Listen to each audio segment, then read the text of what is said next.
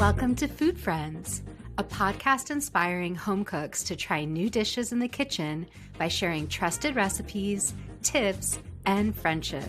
Hi, I'm Sonia. And I'm Carrie. We met in Los Angeles over 15 years ago as personal chefs and haven't stopped talking about food since. We're so glad you're here. Hi, Carrie. Hi, Sonia. Carrie, the summer farmer's market is almost the hardest time of year to shop at the farmer's market, I think counterintuitively, because there's so much to choose from. Yeah, I can't choose, and I always end up hurting my arms and my back, and because I put too many things into the bags, and even when we bring the cart, it's Let's say like, you have your little wagon that you take with you. yeah, we have the wagon, but you don't always hit the melons first, and so then you're putting melons in over top of tomatoes, and the system is just not perfect, but I think you're right. There's so much abundance in the summer farmers market. Yeah, so we're sharing our top farmers market picks, the things we're always buying, we're always making sure end up in our wagon, as in your case, or in my many bags and boxes. I carry a cardboard berry flat box around with me at the summer's farmers market. It's not a great system at all, but it is great at keeping my tomatoes and my berries and my delicate produce from getting smushed. But let's start with, I think, everyone's favorite thing at the farmers market, at least it certainly is mine, which is tomatoes. Yeah, I agree because also I think so many stands have tomatoes. There's so many great things that you can do with them. So I'm curious, what is something that you're really inspired to do with your tomatoes this summer? I have been really on a Southeast Asian flavor kick. It's been something I've been cooking more and more of. And there's this recipe for Southeast Asian tomato salad. It was written by Melissa Clark for The Splendid Table. I love what she says at the beginning, which is, "This is a departure from my usual tomato salad, which is composed of little more than carved up tomatoes, torn basil, salt, and olive oil. Daniel and I eat this simple salad almost every night in tomato season, since it takes about 20 seconds to assemble and it has a juicy purity of tomato flavor that I can't seem to get enough of this time of year." That description is kind of my North Star of how I approach tomato salads in the summer. I think a torn basil and oil salad is really sometimes all you need. But if you want just a little bit of a difference in flavor from that, this is incredible. And all you have to do to get these flavors in there that takes it up a notch is fish sauce, lime juice, a little bit of brown sugar, some scallions, garlic, and some Thai basil or regular basil or cilantro. This is really like, what do you have around, what's growing in your garden? But as long as you have that base of fish sauce, lime juice, something to sweeten it with, that's an incredible dressing. And it doesn't even require any oil. It's just a marinade. And it can kind of sit. You can make it ahead of time. It will only get better in flavor. You can eat it immediately. I think what's so great about this is leaning into the simplicity of it. I think when you hear about food writers or you look at social media and all these amazing things people are doing with the produce that they find at the farmer's market, it's easy to feel like you should be doing something more than adding a little bit of salt, adding a little bit of good olive oil, and eating them. But to your point, you can take it up one additional notch with pantry ingredients, a little bit of brown sugar, a little bit of fish sauce. You don't need to add any additional fat to it, like oil. You're not weighing it down in any way. A squeeze of lime, like who doesn't want that in the summer? It reminds me too of that Edna Lewis recipe that I made in a cookbook club where she makes this lettuce salad, like a very simple salad, but there's no oil at all. It's just a vinegar dressing. And that is exactly what you just described. It doesn't weigh it down. So it is kind of a lighter approach. And I think that's what we're looking for in the summer. Absolutely. Well, Sonia, I have a little bit of a richer approach to my tomatoes this summer. And it's a recipe called heirloom tomato cracker salad. And it involves saltine crackers, which is something I very much grew up eating. What you're doing is you're kind of making a crouton with your saltine crackers. You're adding a little bit of butter, a little bit of garlic salt. You're baking them in the oven until they're like a little bit extra crispy. And then the rest of the salad assembly is very easy. It's a little bit of mayonnaise, some herbs. They're calling for chives. I think you could add other herbs that you were pulling out of your garden, maybe a little oregano.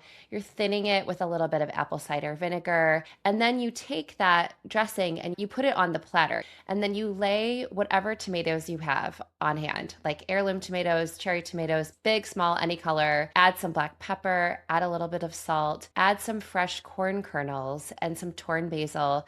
And then you crumble those croutons made of saltine crackers over top and you eat it. The way that they describe this is a little bit of a decomposed tomato sandwich, but what I think is so great about it is you have a little bit of crunch from those saltine crackers. Yeah, but making a crouton with a saltine cracker is such a smart idea. It reminds me of those, I think they're called firecrackers, where you Yes. like you season them, right, with all those spices and butter, and then you bake them. And a lot of people make them in the winter time and give them as gifts. And it's just so fun to take something so basic, so familiar, so comforting like a saltine and just do one thing to make it extra special and to crumble it with tomatoes. That is such a great flavor combination. Yeah, and you could just pull some saltines out of your pantry if you've got them. So I think second to tomatoes, maybe corn is at the top of everyone's Yes. farmer's market list. Yes. Certainly at our farmer's market, they sell out quick. When the corn shows up that first week, you have to get to the farmer's market early. Well, I just think it's such a sign of deep summer because you're not finding corn in March, April, May. You're really waiting until the summer is in full swing. And I think that's the moment when people are like, okay, like we're in deep summer, there's this sweet corn, and you just want to use it as much as you possibly can. So, what are you doing with your corn this summer? I have to be honest, which is that a grilled corn, a simple buttered corn is almost always what I'm doing. But last summer, I discovered Andy Baragani's recipe for this coconut cream corn, and it reminded me how much I love the combination of coconut and corn. And so this summer, I really want to embrace those flavors even more. There's this Deborah Madison coconut corn recipe that's just incredible sounding. I love her vegetable recipes. This recipe is from a book you gave me called Vegetable Literacy, which is an incredible vegetarian cookbook. I mean, she really is one of the most prolific vegetarian recipe developers and has paved the way for many people. I think I would describe that book as a tome. So Yes. big. She's such an authority on vegetables. And you can go through her book and take any ingredient like corn, tomatoes, cucumbers, any of these things. And she offers so many great recipes. What is calling to you about this recipe? So there's some Indian cooking techniques here. You start with ghee. You heat up mustard seeds, curry, bay leaves, chili, and ginger in a wide skillet over medium heat. You let them start to sputter and pop. It doesn't take that long. It takes minutes. Then you add fresh corn, which you've just taken off the cob. Certainly you could use frozen corn if you needed to, but fresh is what we're going to do in the summer. And then you add your coconut milk and you just let that simmer for 5 minutes. And then at the end, you garnish it with lime juice and basil, a little bit of scallions, and you serve that, she says, with coconut basmati rice or tofu. And I eat a lot of tofu in the summer. I love a lot of simple rice dishes because I can just put rice in my rice cooker and not have to be hovering over a Over stove a stove. Yeah, or, over a hot stove. yeah, Yeah. exactly. And so having a really special corn dish and a way to sort of do something a little bit different and add in all these incredible spices and flavors, but it only takes minutes to make. That's, again, what I'm looking for with summer recipes. I think you're right. The richness of coconut pairs so well with corn. There was a coconut corn soup that I made last summer that was really delicious and also very simple because, again, you're just taking a couple of ingredients. You're usually squeezing a little bit of lime over top of it. And that is really all you need. Yeah, absolutely. Well, Sonia, I have a really fun corn idea that, to your point of grilled corn off the grill, is something that everyone really loves. That's an easy thing to do, especially when you're throwing other things onto the grill, like throwing a few cobs of corn on is a great side dish. What's interesting about this recipe is it's grilled corn with flavored butters. There's 3 compound butters. What I love about a compound butter is that you make it ahead of time. It can sit in your fridge and you can take them in and out all summer long and you can put them on your corn and you can put them on your chicken. When I was a personal chef, I used to make a lime butter that had a tiny bit of garlic in it.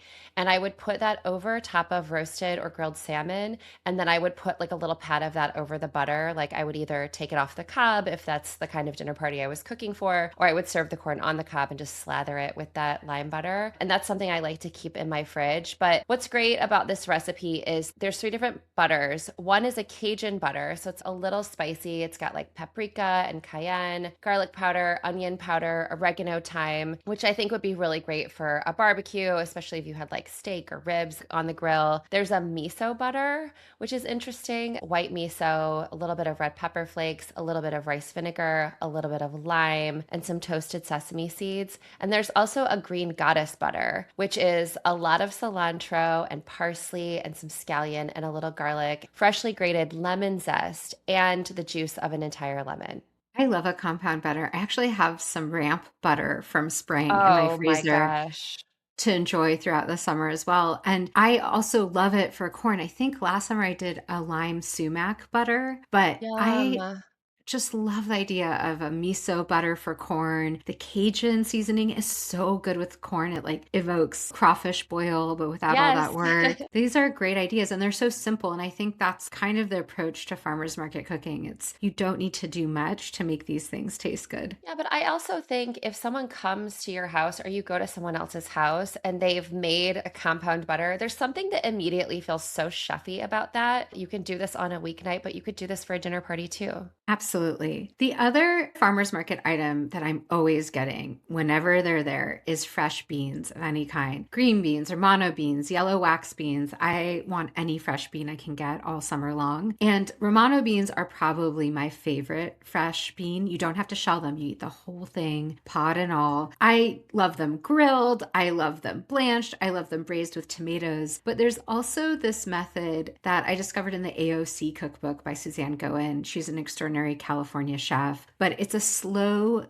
roasted Romano bean. So it really transforms the way that the Romano bean comes out. And unlike braised Romano beans, which is also a slow cooking method where you'll take it in, tomato, you'll cook it low and slow until they're just really tender, falling apart. This is actually something that you do in the oven, not in a sauce. You preheat your oven to 350 and you get a bunch of onions, you cut them into wedges, you toss them with your Romano beans, which you can just trim the very woody stems off. And you're just seasoning everything really simply with salt and ground pepper. You transfer all your beans and your onions to a baking sheet and you roast them for 40 minutes. And every so often, it's good to stir them. And they just become very, very tender and soft, but also charred. I know not everyone's going to be turning on their oven all summer long, but there are days that aren't as hot. There are times you have your oven on, maybe you're baking a pie, maybe you're making a cake, maybe you're making some chicken, and then just to throw in some beans in there as well and let them get all tender. It's something I love to do. To the point where we started, which is carrying tons of bags of things. You go to the farmer's market, you buy too many things. This to me sounds like the kind of recipe where I would come home and turn on my oven, and it's a dish that you could make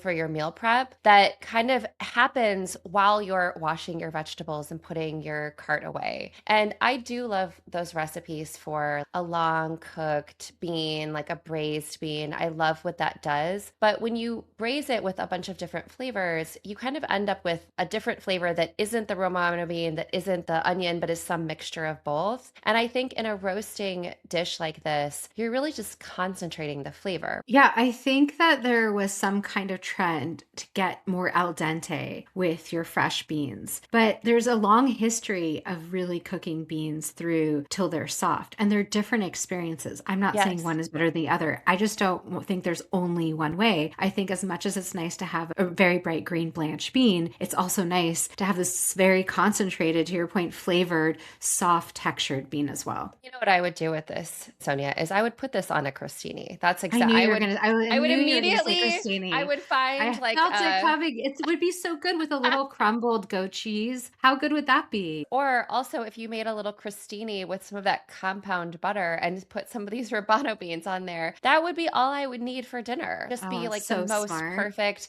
sit out on your patio, have some beans on toast, right? Oh my gosh, I actually may have to do that. I It want to do never that this goes week. beans on toast never goes out of style. I No. could eat that every single day of my life. Well, Sonia, I do have a blanched green bean recipe that I would love to share. It's a recipe from a cook here in Los Angeles that teaches a lot of cooking classes, and a lot of my friends that I know go to her cooking classes. Her name is Pamela Saltzman. One of the things that she says about this salad, so this salad is mixed greens with green beans, almonds, and dried cherry vinaigrette. And she says, this doesn't even sound like a salad that is remarkable, except I have been making it for years and it is always the first thing to go. It always disappears. And I think I understand why, because the vinaigrette is minced shallots, a little bit of sherry vinegar, a bunch of fresh mint, which I think is interesting. It really adds a punch, salt, pepper, maple syrup, good olive oil.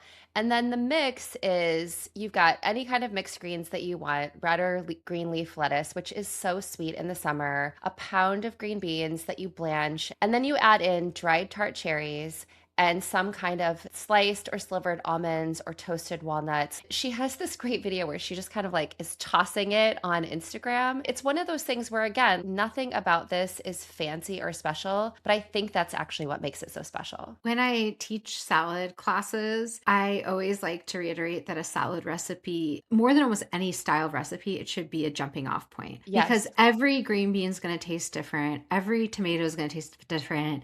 And your own preferences change. And what I love about a recipe like this is it's an incredible guide to something you can do with green beans. But when you were talking, I was like, well, green beans are showing up at the same time as cherries, fresh cherries. Instead of dried cherries, I think this would taste amazing with some fresh cherries. But This would inspire me to try that combination. And I just love the contrast of textures and sweetness and savoriness. yeah, and oftentimes you can find dried cherries in the summer along with the fresh cherries. That's something I miss about California. You guys have a lot of great dried fruit at the market. It's harder to find up here, but it is, if you have a market that has dried fruit, what a gift. There's a particular table at the Hollywood Farmers Market. It's so long and so full of dried fruit, and it's one that you introduced me to, and every time I walk by that table I think about you, and I always try to like buy one pack of, of dried fruit from them. I think you've sent me packs of dried fruit Yes, from there, which is yes. so sweet because I do really miss it. Well, Carrie, in the summertime, I am eating so many cucumbers. They're hydrating, they're refreshing, they're really easy to use for make ahead salads, which I'm also looking for because a lot of times by the end of the day, I'm not feeling like standing up if it's a really hot day. I often am making these gingery smashed cucumber salads for clients, and it keeps in your fridge for days, honestly, and tastes really good.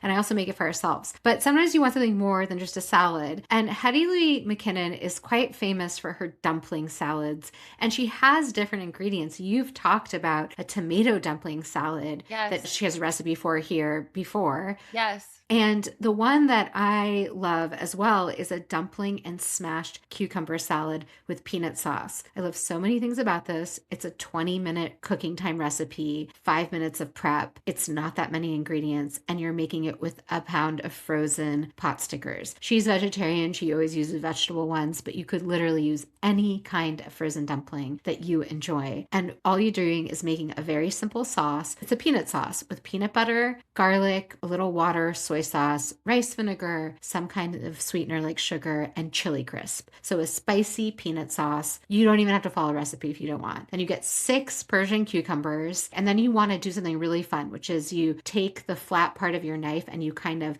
smash them. You basically throw down the cucumber and put your hand on top and smash the cucumber. And that's going to give all these nooks and crannies and different textures. It's a great technique for making a cucumber salad. And then you can roughly chop them and throw them into a colander with salt. She wants you to get them all nice and salted before you're going to assemble your dish. And then meanwhile, while they're sitting there getting seasoned, releasing their excess moisture, you're going to cook your pot stickers in a hot pan and get it all crispy. You're pan frying your pot stickers. You're Yeah. pan frying your pot Yes. stickers. And then after they get a little brown, you add a little water to steam them. And that's a great technique so that they don't burn. So that little bit of water, you get the best of both worlds. Something that gets crisp, but something that also gets tender as you Yeah. cook it. And then to serve, you divide up your dumplings onto plates, you top them with the cucumbers, and then you spoon that sauce all over it. Again, under 30 minutes, you have a really refreshing and light dinner. To echo what you said, there's so many things I love about this meal. You can really alter it based on if you want to have pork dumplings or vegetable dumplings. I'm in the vegetable dumpling camp too. Yeah, And me too. I've seen for many years these smashed cucumber salads, and I've never gone in that direction. And I think her tip about salting your cucumbers is really important. And I would add that back to our conversation about tomatoes as well. If you're doing like an heirloom tomato salad, one of the things I would always do is slice the tomatoes first, add a little salt, and let them release a lot of that excess water, because when you're tossing them with really anything else, all that excess water is just going to kind of weigh down your salad and really dilute the flavors. Yeah, definitely for cucumbers is something I also do with my dilly cucumber salad, which is a totally different flavor profile, but similar in many of these techniques. Yeah, you're highlighting the flavor. Well, Sonia, do you ever eat okra in the summer? I love okra, and it grows much better in much hotter climates, but Oregon is starting to get hotter, so we're starting to get it every year, but it's kind of only available here for 2 weeks, and I grab it when I see it. I grab it when I see it, and I always order it on a menu when I see it on a menu because my favorite way to eat okra is fried. And so I love to go to a restaurant and have fried okra. But I came across this recipe for crispy okra with spicy honey sauce, and it comes from a restaurant in New York called Tatiana. Basically, you make a very simple and spicy dressing in your blender. So a half a Scotch bonnet chili, a half a garlic clove, a knob of ginger, and a cup of honey, and you just roll that together, and you can do that days in advance. And then you're taking fresh okra. I think in this case, when you're frying it, you don't have to be super specific about finding the smallest, most tender okra. I think here you can take a mix of whatever size of okra you're finding. But what you're doing is you're quartering each okra lengthwise. So you're cutting it in half and then you're cutting it in half again. So when you fry it, it becomes very, very crispy. There's another simple but great chef tip here, which is you can add a little bit of mustard powder when it comes out of the fryer, along with some lemon and some salt. And that will give additional flavor to your okra that you're also then dipping in this incredible spicy honey. There's a lot of technique there. I mean, the spicy honey sounds good for also chicken or beef or other applications. Some people are afraid of okra because of its slimy texture, which it does have. And that sliminess that's inherent in okra is accentuated when you put it in a curry or something saucy or something braised. And I learned from an Indian friend of mine to cut it up and char it in a cast iron pan almost with no oil, and it really doesn't make it slimy. It makes it really more crisp than that. Also, I have found that if you can't find fresh okra, you can actually use frozen okra. And so I think that if you're just like dying to try this combination, there's still options if you can't get it at your farmer's market. I think that's such a great tip too. And yeah, I think one of the things that I would be a little worried about with frozen okra is would you thaw it first? I should have made it more clear because I wouldn't deep fry frozen okra. You're absolutely right. Right. Deep frying should be for fresh okra. But if you were going to pan fry and char your okra, you could do it with frozen. And I think it would still taste good with this sauce. The thing that is so interesting here, though, obviously is part of this fry technique, which is really actually probably going to give you the crispiest version of okra that you can get. Yeah, absolutely. And the sauce is really interesting. It says it lasts in an airtight container for a week, but chili, garlic, ginger, and honey, that would last you for the summer. And you could, to your point, you could put that on fish, you could put that on chicken. It would be really delicious in so many applications. I completely agree. Well, Carrie, one of the things I am always most excited about at the farmer's market in the summer are cherries. I love cherries. We used to have a cherry tree growing up. There's so many ways to use cherries. And of course, when they first come out, you really just want to eat them. You know, sometimes you want them chilled in your fridge and eating them really ice cold at the end of the day. It's such a uniquely summer experience. So sometimes I want a cherry recipe though, if I have like a big haul, because I usually buy more than I need, is like, what can I do with them that just accentuates their freshness? I don't actually love cherry clafouti. Clafouti is a little too eggy for me. I taste more of the egg than I do the cherry. Yeah, I did get hooked onto a version from Alice Waters that my friend Ethan told me about, where it's not like any other clafouti I've ever had. It's actually more like a upside down sour cherry cake, like a very, very light cake. That one was extremely good. And she has you cook the cake with the cherries still with their pits in, which is really interesting. Oh, I So, remember you talking yeah, about that. Yeah. I'll link that too. But Okay.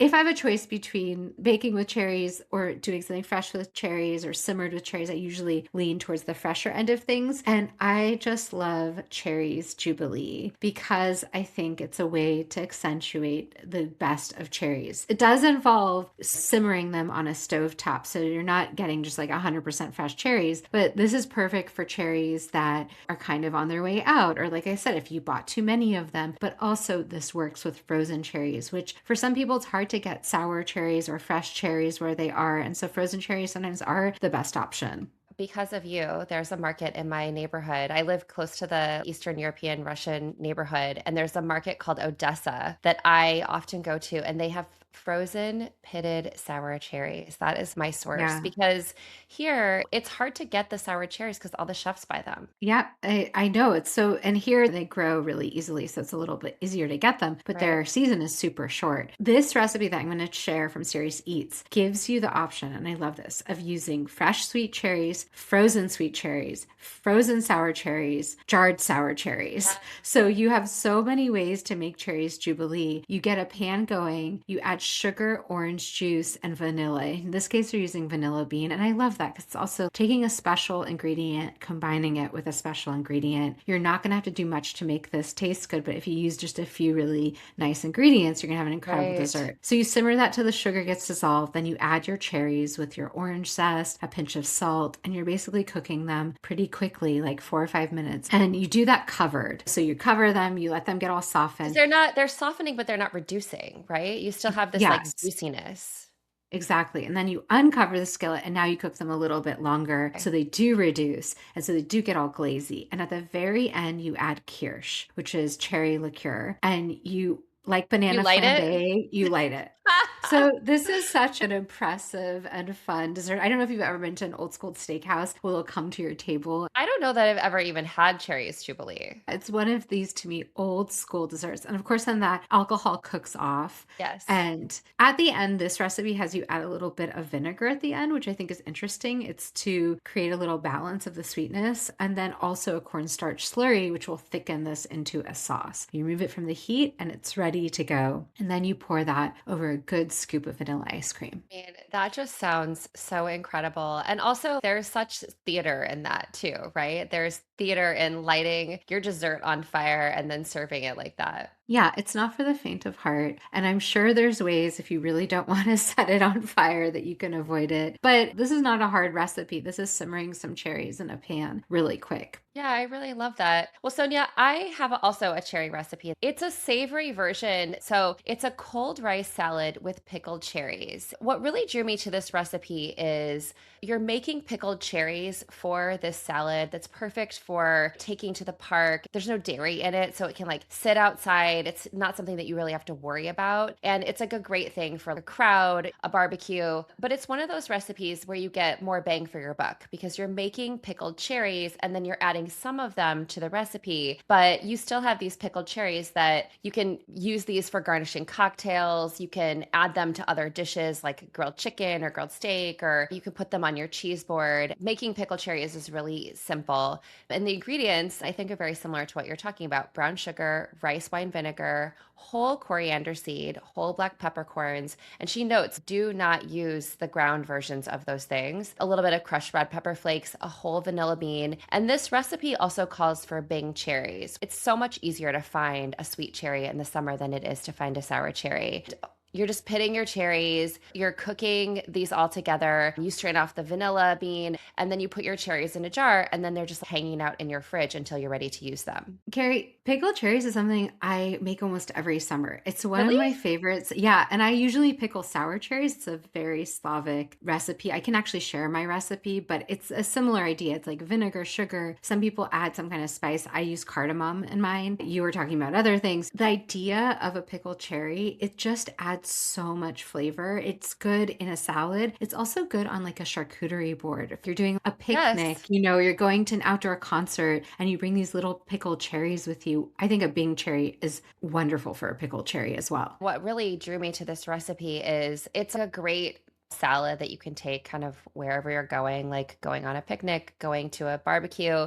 And here's the ingredients, none of which are crazy. Wild rice blend, which I think you could also use farro. You could just cook some farro. You could cook some wild rice. The wild rice is really pretty because it's sort I of like love wild rice. yeah, like Yeah. white and brown. And it also has such cool texture too. And then scallions, parsley, pistachios. And then the dressing is shallots, Dijon mustard, sherry vinegar, a little bit of that pickled cherry juice. cherries. I feel like that's something that you probably just do automatically. Honey and olive oil and salt and pepper. I think I would add maybe some fresh mint to this, which would be really nice. But if you think about what the color of cherries are, they're this deep red, rich purple color. And then you're adding things in like scallions, parsley, pistachios that are green, and then either a brown grain or the white and black grain. I mean, it's just a beautiful salad. I would be thrilled to see this on any table. I love being Yeah. reminded about pickled cherries. Really one of my favorite summer things. Well, I also love the reveal, which doesn't at all surprise me that you've been making that you make them every summer regardless. Yeah, but every recipe is a little different and every application of them is different. It's always good to get re-inspired and get new ideas. Absolutely. Well, until next time, Bye. bye. Thanks for being our food friend. If you enjoyed our podcast, please subscribe, leave us a review, and share this episode with friends. We love hearing from you, so follow us on Instagram or drop us a line at foodfriendspodcast.com. Yes, we'd love to hear from you and your food friends. Happy cooking and eating.